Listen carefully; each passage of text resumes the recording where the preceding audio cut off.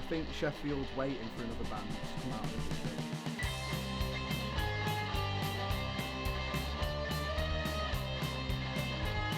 We've always had big venues in Sheffield. So you've got Auto Academy that used to be Roxy's. Leadmill's been around for 35 years. You've got Plug as well that you can play, and you've got the smaller venues like Rocking Chair. They're all fine to play.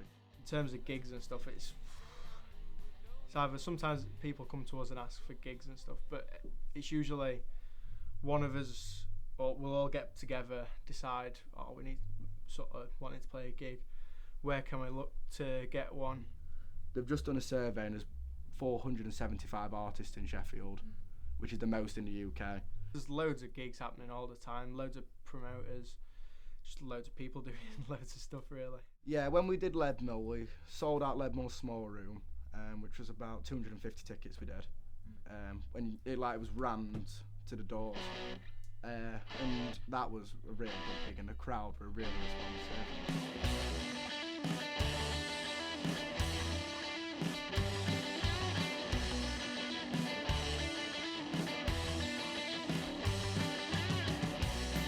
We're not a profit-looking band. We're not one of them bands that we want this much for this gig to keep ourselves. We put it into a band fund, which then goes on recording or more equipment and stuff like that. Just to, yeah, that's what it is. It's basically four mates that enjoy playing the music together. How many people did we trial for? There was about 5 drummers, 3 bassists. Yeah. Then we've got Henry, and we're going to be a 3-piece, weren't we? Well, I found one on joinmyband.com. I literally just went, oh, I want to join a band. I went on to 2 people. One said, you need to have an audition, and Connor went, just come along. So I went, oh, come along. And then that was it. The first EP we did was very punky. But then this one slowed down a little bit, but still got the punk element in it, but more of an indie element at the same time. And then throughout the lyrics, you do like social commentary through Sheffield. So it's hard to actually define what the genre is, but if I said anything, it'd be indie punk. Keep practicing. We didn't used to practice much. We used to practice every so 2 weeks, 3 weeks, and we just didn't progress at all. So practicing a lot is good.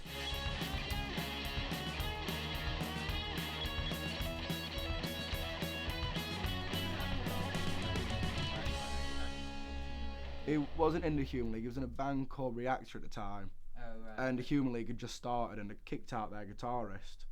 And my dad played a gig with him and they were like, oh, we're just trying some new stuff. Do you want to do it? And my dad looked to Phil Oakley's hair at the time.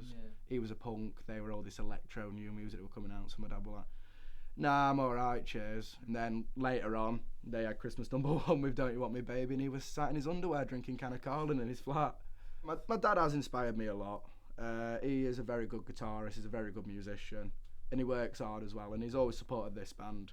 I mean, I don't give him enough credit. Just enjoy yourself, really. There's no point going trying to get stressed out, trying to think, oh, we've got to get this gig or this gig. Just work at it on your own. If you can make a good song together, then get out there. Just try and get support gigs. That's what we did to start with. I mean, people think, oh, if there's a small crowd, then what's the point in playing things? But I mean, you don't know who's in the crowd. You could always find someone who enjoys music from a bigger scene. So the main advice I'd give him is start up a band fund as early as possible. Just say you're spending money, put £10 in a week into the band fund, all 4 of you, because eventually that's going to start to build up. With a band fund, you can buy better equipment and get a room like this. You think you're an 8 or a 9? You're about a 6 in 4 pints time. Going back to the way that you wear, the way you dress, and the way that you slur.